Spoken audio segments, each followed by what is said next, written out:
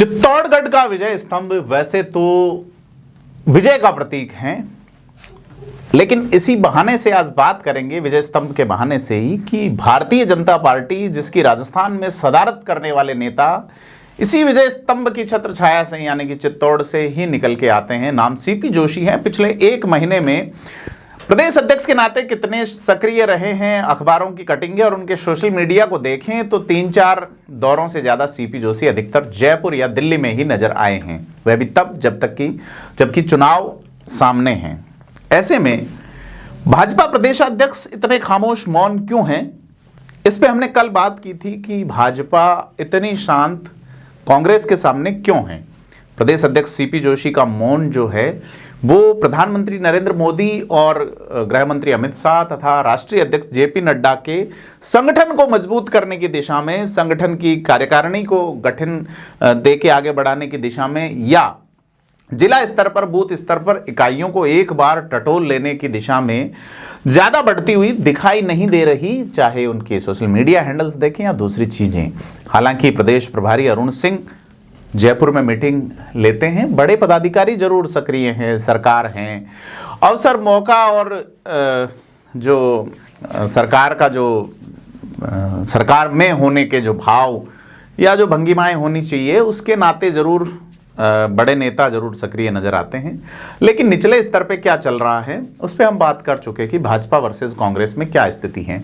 आज बात करेंगे चित्तौड़गढ़ लोकसभा सीट की। नमस्कार, मैं प्रदीप हूं, आप थिंक 360 देख रहे हैं। आपसे अपील है कि आपने अभी तक अगर थिंक 360 को सब्सक्राइब नहीं किया है तो चैनल को सब्सक्राइब करें। हम आपको राजस्थान के लोकसभा चुनाव में अंदरूनी हकीकतों से लगातार रूबरू करवाएंगे।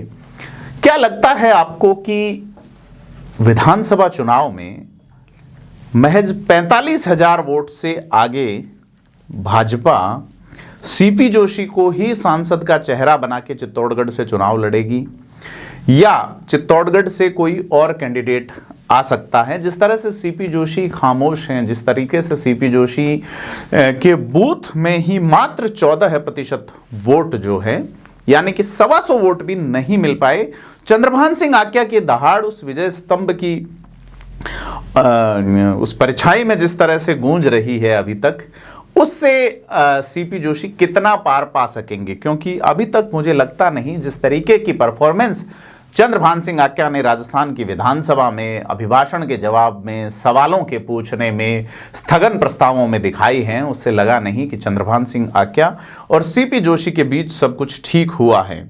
जिस तरीके से चंद्रभान सिंह वहां पे मुद्दा उठाते हैं बांग्लादेशियों के द्वारा या रोहिंग्याओं को पट्टे दिए जाने का और कार्रवाई की मांग करते हैं, तो मंत्री ने जरूर आश्वासन दिया है, लेकिन चूंकि सदन की कार्रवाई को अगर राजनीतिक अंदाज से देखा जाए तो चित्तौड़गढ़ पे सवाल बनते हैं कि चित्तौड़गढ़ की लोकसभा सीट जहां 8 विधानसभा सीटें हैं उसमें क्या स्थिति है। क्योंकि चित्तौड़गढ़ में भाजपा के प्रत्याशी नरपत सिंह राजवी महज 19,000 और कुछ चिल्लर वोट पा सके हैं, जमानत जब्त करवा के शायद राजनीतिक करियर पे एक कोमा के साथ खड़े हैं। हो सकता है कोमा जो है वो फुल स्टॉप में भी तब्दील हो जाए।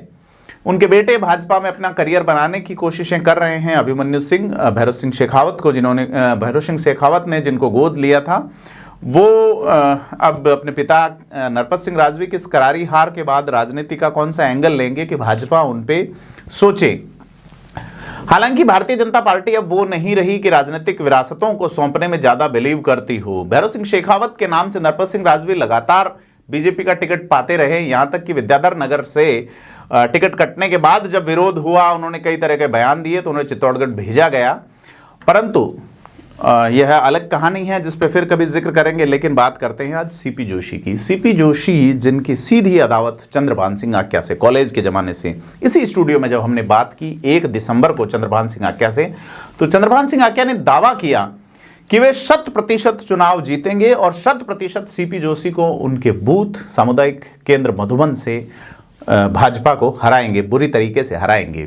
तो आपको जान के हैरत होगी कि मात्र 13.95% वोट ही उस बूथ पे भाजपा जुटा सकी। भाजपा के कार्यकर्ताओं के साथ सीपी जोशी की बातचीत के कई ऑडियो वायरल हुए जिसमें वो मनुहारें कर रहे हैं, लेकिन वो कार्यकर्ता, वो पदाधिकारी बीजेपी की ओर नहीं लौटे, ज़्यादातर सस्पेंड चल रहे हैं। ऐसे में वे कार्यकर्ता पदाधिकारी सीपी जोशी के लिए लोकसभा चुनाव में किस शिद्दत के साथ खड़े होंगे? सीपी जोशी और उनके सामने जो प्रत्याशी लड़े थे गोपाल सिंह शेखावत, उनकी वोटों में एक लंबा बहुत बड़ा अंतर था, 40% से भी अधिक अंतर दोनों की जीत और हार के बीच का था लोकसभा चुनाव 2019 में। लेकिन वो अंतर अब अगर विधानसभा चुनाव के परिणामों को देखें तो मात्र 45,000 वोटों का रह गया है।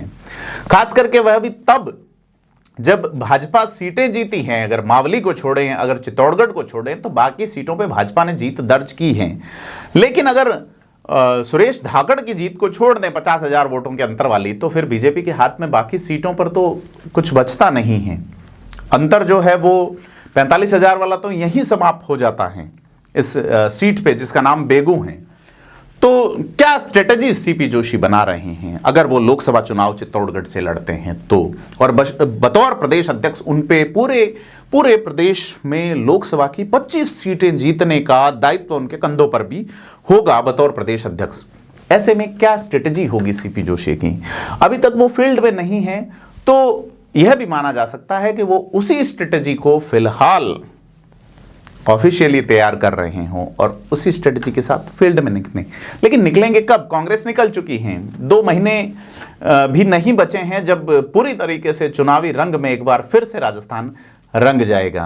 बात करें अगर मावली सीट की, जहां भाजपा के कुलदीप सिंह बागी होकर एक बड़ा वोट बैंक ले गए, क्या कुलदीप सिंह मनाए जाएंगे? क्या चंद्रभान सिंह आक्या मनाए जाएंगे? इसके अलावा इसी लोकसभा में उदयपुर जिले की एक और सीट है जिसका नाम वल्लभनगर है। वहां कांग्रेस की प्रत्याशी और जो जनता सेना राजस्थान के प्रत्याशी का वोट बैंक मिलाए तो वो बीजेपी को पार करता है। अब अगर उन्हें नहीं मनाया जाता, यानी कि रणधीर सिंह भिंडर को, जिनको ठिकाने लगाया गया है भाजपा में गुलाबचंद कटारिया के द्वारा, यह सीट जहां पे 1980 से लेकर 98 तक 5 सांसद राजपूत रहे हैं। 2 बार निर्मला कुमारी शक्तावत जीती है, 2 बार जसवंत सिंह जसोल जीते हैं, 1 बार महेंद्र सिंह मेवाड़ भी जीते हैं यहां से, जिनके बेटे फिलहाल राजसमंद की नाथद्वारा सीट से फिलहाल जो है वो विधायक बने हैं, विश्वराज सिंह मेवाड़। तो 98 में जब उदयलाल आंजना जीते हैं यहां से, उसके बाद स्थिति बदल गई। फिर कभी गिरिजा व्यास, कभी श्रीचंद कृपलानी, फिर सीपी जोशी का आगमन होता है। उनके सामने कांग्रेस राजपूत को एक बार फिर से टिकट देती है। गोपाल सिंह शेखावत को, जो कभी राजसमंद से सांसद रहे, राजसमंद से 14 में हार गए तो 19 में चित्तौड़गढ़ दे दिया उनको। गिरिजा व्यास भी यहां से सांसद रही हैं 2009 में कांग्रेस की टिकट पे। तो यह जो स्थितियां जो है चित्तौड़गढ़ वाली, जहां पे राजपूत एक बड़ा वोट बैंक है, ऐसे में सीपी जोशी से जो चंद्रभान सिंह आक्या की अदावत हैं और जिस तरीके से इस बार भाजपा के साथ, यानी भाजपा में जो वोट बटा है आदिवासियों का वोट, यहां पे अगर अपन बात करें एक कॉमरेड्स की, तो कॉमरेड्स भी यहां पे 10 से 20 हजार का एक औसत वोट जो है वो लोकसभा चुनाव में ले जाता है। कॉमरेड राधा भंडारी यहां से चुनाव लड़ती हैं। तो चित्तौड़गढ़ जो सीट है वो एक बार फिर से नाक का सवाल बनेगी। बीजेपी ने सत्ता कब्जा ली, 115 सीटें जीत ली, लेकिन प्रदेश अध्यक्ष खुद के गृह क्षेत्र की विधानसभा सीट वो नहीं जीत सके। आप देखें, अगर चित्तौड़गढ़ लोकसभा क्षेत्र का कि सबसे बड़े अंतर की जीत जो है वो बेगू में है सुरेश धाकड़ की, और सबसे कम अंतर की अगर देखें तो वो निम्बाहेड़ा में है उदयलाल आंजना के सामने, श्रीचंद कृपलानी की। उदयलाल आंजना ने चुनाव बड़ा मैनेजमेंट से लड़ा, तरीके से लड़ा। बागी यहां लगभग सीटों पे रहे मार्जिनल वोट के साथ में, लेकिन चाहे वो भारत आदिवासी पार्टी रहे हो या आरएलपी के साथ लड़े हों, उन्होंने वोट जो काटे वो कांग्रेस के काटे। ऐसे में अगर ढंग से इस पॉलिटिकल एनालिसिस को बीजेपी देख रही होगी या देखा होगा, तो यह सीट जो है अब भाजपा के लिए खटाई में पड़ सकती है सीपी जोशी के साथ।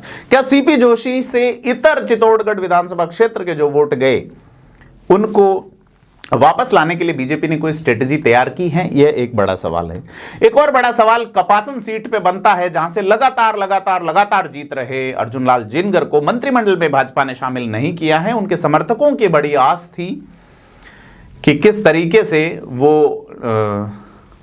मंत्री बनाए जाएं और उस इलाके में जो दलित वोट बैंक हैं, जो अनुसूचित जाति का वोट बैंक है, वो तो कपासन और प्रतापगढ़ की जो सीटें हैं उस पे भी जो चीज़ हैं वो देखी जानी चाहिए कि किस तरीके से आदिवासी या अनुसूचित जनजाति और अनुसूचित जाति के वोट जो हैं वो भाजपा के साथ किस तरीके से रहेंगे। हालांकि इस बार राम मंदिर की लहर है 2024 की 22 जनवरी को वह जो लहर प्रारंभ हुई है वह लोकसभा चुनावों तक टेम्पो बनाए रखने के लिए बड़े प्रयासों की जरूरत होती है। कई जगह नेता प्रयास कर रहे हैं, लेकिन मैं जिस तरीके से देख रहा हूं जहां बीजेपी के जो सांसद हैं उनके खिलाफ अब बीजेपी में ही लहर उठनी शुरू हुई है। नारा सभी जगह चल रहा है, मोदी तुमसे बैर नहीं, सांसद जी खैर नहीं।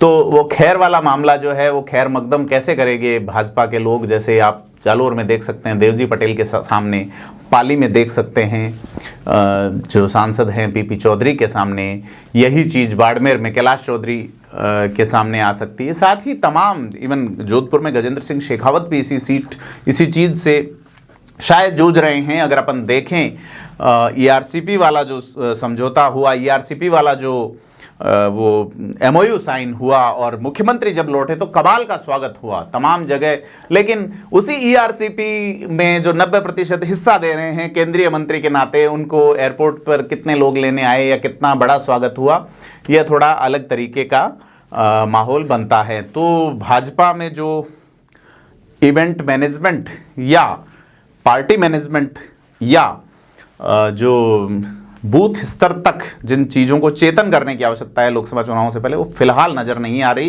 ये नज़र कब आएगी ये देखने वाली बात होगी, और हम आपको लोकसभा चुनावों से लगातार रूबरू कराएंगे विश्लेषण के साथ में। आपसे अपील है कि थिंक 360 को सब्सक्राइब करें।